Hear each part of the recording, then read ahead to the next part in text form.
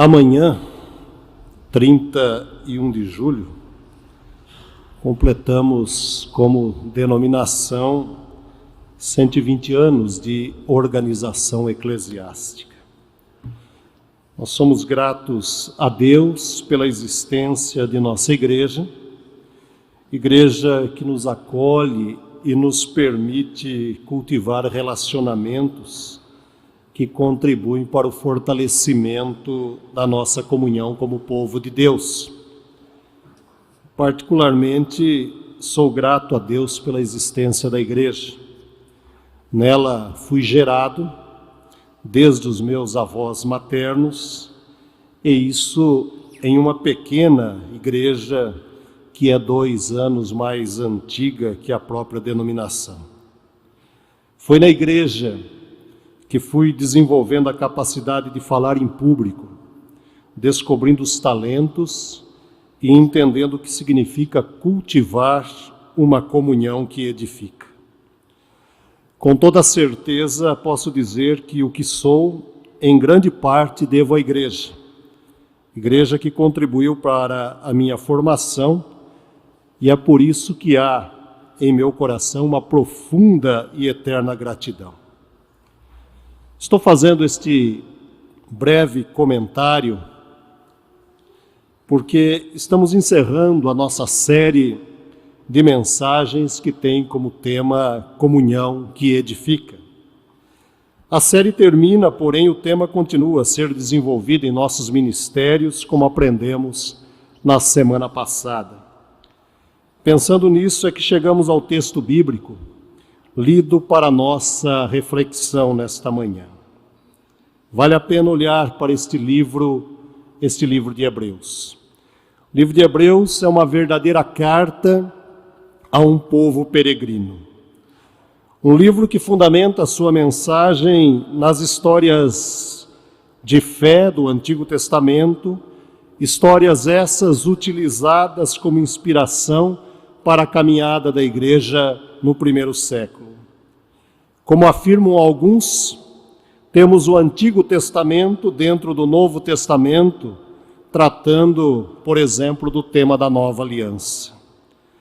O povo peregrino do Antigo Testamento agora é representado pela igreja peregrina. A carta é dirigida às comunidades que estavam à margem da sociedade, um povo sem identificação naquilo que diz respeito à nacionalidade terrena, tipo sem RG, sem CPF. As comunidades às quais se dirige a carta aos Hebreus lutaram e sofreram por causa da fé cristã. Naquela luta, os cristãos estavam dispostos a suportar tudo com alegria por causa do Senhor. Assim sendo, há pelo menos 2 momentos importantes a se destacar, momentos esses referentes à mensagem desta carta. O primeiro deles, após os primeiros anos de caminhada da igreja, constata-se que a prática religiosa por parte de muitos já não era tão intensa e dedicada. O zelo de fé de muitos membros diminuía consideravelmente dia após dia. Muitos cristãos enfraqueceram e se cansaram. Muitos começaram a duvidar da possibilidade de alcançar a meta da fé e vida cristã. Muitos desistiram da confissão da esperança. Alguns abandonaram as reuniões da comunidade, os cultos, negando a fé em Jesus. Muitos começaram a dizer que Cristo estava demorando demais para voltar. Outros criaram seu modo próprio e pessoal de viver um estilo de vida cristã, considerando a não necessidade de estar em comunhão com os irmãos, esquecendo-se do modelo de vida em comunidade. Mas há também um segundo momento, um outro lado da carta.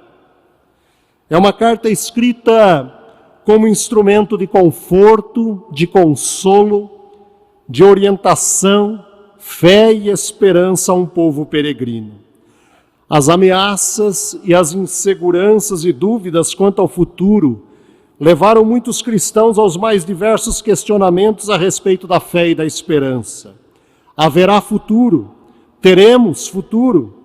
Vale a pena continuar caminhando e sofrendo por esse Cristo?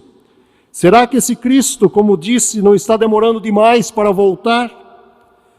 É importante destacar que havia um grupo de cristãos que desejava manter a sua fé, porém apresentava-se carente de palavras de conforto e esperança.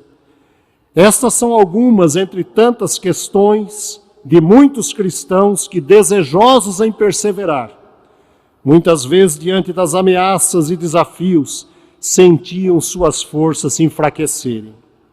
Afinal, ser cristão naquela época significava viver sob o signo da perda. Poderiam perder a cidadania, onde judeus entregavam os próprios judeus, perder o emprego, dificuldade de compra, negócio, saúde e principalmente a vida. Ou seja, faltava a dignidade cidadã. Poderiam viver um verdadeiro isolamento social, tipo o que por outras causas experimentamos há pouco tempo. Enfim, de um lado, um grupo desejoso de manter a comunhão, de outro, um grupo de pessoas dispersas, rejeitando e abandonando a comunhão da igreja, o corpo de Cristo. Quando olhamos para o texto bíblico, o texto que lemos, descobrimos que o livro de Hebreus traz inúmeras imagens simbólicas do Antigo Testamento para mostrar o ponto maior que foi o sacrifício de Cristo. O sumo sacerdote sobre todos os demais, que abriu um novo caminho de acesso ao Pai. Cada versículo do texto lido tem o seu destaque em particular, como por exemplo, 19, ousadia para entrar no Santo dos Santos, somente o sumo sacerdote. O 20, através do véu que se rasgou, sacrifício único que deu livre acesso a Deus. 22, aproximemo-nos com um coração sincero, dando a ideia de confissão. 23, guardemos inabalável a confissão da esperança. Fiel é aquele que fez a promessa, o Deus fiel que não quebra a sua aliança, ou seja, a sua parte na comunhão com o seu povo. O 24, consideremo-nos uns aos outros, estimulando o amor. Uma tradução que particularmente prefiro desse texto vai além da expressão lida, consideremo-nos uns aos outros. Uma outra tradução nós temos, velemos uns pelos outros, como de preocupação e zelo. Velemos uns pelos outros. E finalmente o 25, não deixemos de congregar-nos. A ideia de admoestar o outro, analisando os problemas e atrativos que levam o cristão muitas vezes a se afastar da comunidade. Enfim, irmãos e irmãs, voltemos ao tema analisado durante todo esse mês. Comunhão que edifica. À luz do texto bíblico e da história vivida pelos primeiros cristãos, necessitamos refletir sobre perguntas que não querem se calar diante da realidade de uma igreja centenária em pleno terceiro milênio. Por exemplo, qual é a situação da nossa comunidade hoje, especialmente no que diz respeito à comunhão? Quais são os principais perigos que ameaçam a igreja em nossos dias, abalando a nossa fé e nos afastando da comunhão de uns para com os outros? Quais são os projetos que nossos ministérios estão desenvolvendo para o fortalecimento de uma comunhão que edifica? Como dissemos há pouco, numa situação de tentação e aflição, o autor aos Hebreus está profundamente preocupado com a vida espiritual e prática das comunidades, quer fortalecê-las, para que possam resistir a todas as tempestades. Por isso, exorta-as a prosseguirem até o fim na caminhada da fé que iniciaram. Por isso, afirmar, velemos uns pelos outros, para nos estimular ao amor e às boas obras. Para o autor bíblico, o outro deve ser motivo do meu cuidado, para que não esmoreça na fé, porque cristãos verdadeiros sempre vivem em comunhão com uns para com os outros, são responsáveis pelo próximo e assim estão ligados um ao outro. Hebreus fala de um povo peregrino e fala a um povo peregrino, assim também como a igreja é peregrina. Porém, não é uma peregrinação qualquer, não é uma peregrinação sem rumo, sem objetivo, indefinido. O povo peregrino, a igreja de Cristo, tem os seus olhos na cidade que tem fundamento, lá está o seu destino, lá está o seu objetivo. Mesmo invisível aos olhos humanos, essa cidade é real, é a cidade de Deus, o lugar do santuário celestial, a habitação do sumo sacerdote, Cristo Jesus. Ah, irmãos e irmãs, as tensões da igreja peregrina do passado não são diferentes das que enfrentamos nos nossos dias. Também vivemos dias de insegurança, incertezas, medo, desemprego, intolerância com o diferente, doenças, violências e morte. E com certeza podemos aumentar essa lista que nos inquieta a cada manhã, a cada dia a ser vivido como peregrinos neste mundo. Há, contudo, algo que precisamos fazer. Carecemos olhar para dentro de nós, realizando uma verdadeira viagem ao nosso interior, analisando o modelo de comunhão que temos conosco mesmo, para entendermos e projetarmos o modelo de comunhão que desejamos ter com o nosso próximo. Aqui estou me referindo especificamente à nossa vida eclesiástica, às nossas relações eclesiásticas. Isso porque a sociedade moderna move-se diária e constantemente dentro de um processo de individualização. O teólogo luterano Eloy N. Weber, em um belíssimo artigo sobre fé e amor, analisando as relações familiares dos tempos modernos, assim descreve esse processo mundial de individualização que tem afetado as nossas relações eclesiásticas. Diz ele, o individualismo está muito presente nas comunidades. Ele chegou para ficar. Muitas são as pessoas que participam, mas não se envolvem. Buscam satisfazer as suas necessidades individuais, sendo que o coletivo não é mais importante. Enfim, carecemos confessar que muitas vezes os nossos laços de pertença são distantes e frágeis devido a uma espiritualidade individualizada. Carecemos confessar que vivemos o intenso tempo das comparações e até mesmo da intolerância em relação à maneira como vivemos em comunidade. Muitas vezes a nossa comunhão está delimitada pelo termômetro da fé com a qual medimos a espiritualidade do nosso próximo. Isso não é agradável aos olhos de Deus, muito menos produz a verdadeira comunhão. Outras vezes corremos o risco do imediatismo, da busca de resultados rápidos diante de problemas antigos que precisam ser enfrentados, problemas que precisam ser resolvidos na sua estrutura, não apenas com a cabeça, mas com o coração e principalmente em oração. Tipo, temos que fazer, precisamos fazer e nos esquecemos que somos apenas semeadores do reino, pois o crescimento vem do agricultor maior. Na linguagem do agricultor, a pressa em colher antes do tempo pode produzir espigas mirradas e descartáveis.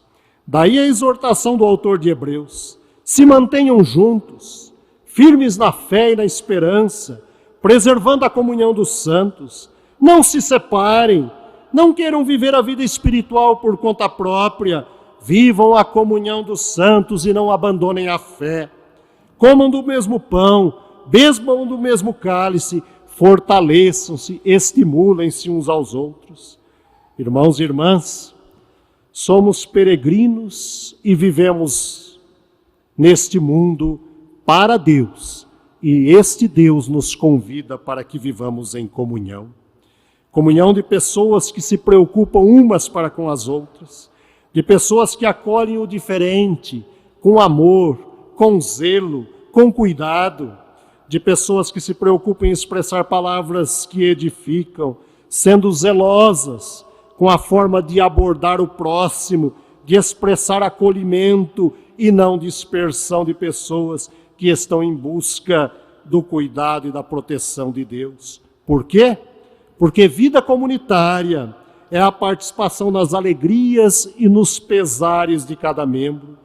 É estarmos juntos nas festas, nas comemorações, nos encontros de alegria, mas também estarmos juntos no leito da enfermidade, nas tragédias que nos fazem chorar, na morte, na dor e no luto.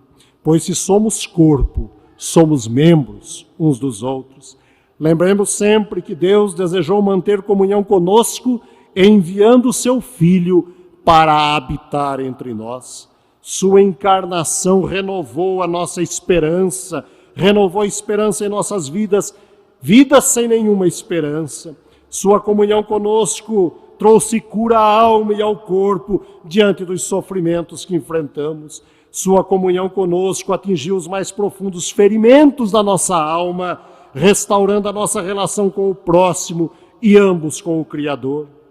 Essa comunhão é revelada no Deus que nos libertou, que cuidou do seu povo no passado, conforme Hebreus nos relata, destacando as histórias do Antigo Testamento, porém continua cuidando e amparando a caminhada de sua igreja em nossos dias. Somos igreja peregrina, que caminha em comunhão, pois a comunhão divina é uma construção diária a ser cultivada pelo povo de Deus. Somos comunidade cristã que nasceu para ser fonte de cura aos enfermos dos nossos dias. Como disse, amanhã completaremos 120 anos de organização, data que comemoraremos no próximo domingo. Como igreja local, já temos 158 anos de igreja instalada nesta cidade. É uma idade mais do que adulta, mais do que suficiente para ser uma igreja acolhedora, uma igreja conselheira, tendo palavras sábias sobre como viver verdadeiramente em comunhão. Palavras de motivação, de incentivo aos que estão fracos na fé, palavras de esperança aos que perderam a esperança no amanhã, palavras de perdão diante da queda do próximo, contribuindo para a sua restauração, palavras de confissão, reconhecendo as nossas limitações, reconhecendo que somos pó e só vivemos devido à bondosa misericórdia de Deus. Palavras que ajudem a sarar feridas, suportando as dores e libertando-se dos medos. Tudo isso em comunidade que constrói uma comunhão que edifica. Somos peregrinos, peregrinos que vivem em comunhão, que alimentam uma vida comunitária sob as orientações do Evangelho, que vive a vida em comunidade alimentada pela alegria da salvação. Daí a importância da igreja em nossas vidas. Quando disse no início que muito do que sou devo à igreja, parto do princípio de que em momentos de paz e bênçãos, de pura alegria, estamos juntos. Mas também estamos juntos em momentos de sofrimento e crises, fortalecendo a nossa comunhão, sempre em busca de soluções para os problemas enfrentados, pois continuamos juntos e firmes na fé, na esperança em Cristo Jesus. Fé e esperança que sustentam uma igreja peregrina, pois aquele que fez a promessa é fiel, porque Deus caminha conosco. Irmãos e irmãs, que assim Deus nos abençoe, dando a sua perfeita orientação para que vivamos sempre em busca da comunhão que edifica, tudo para a sua honra e sua glória. Amém.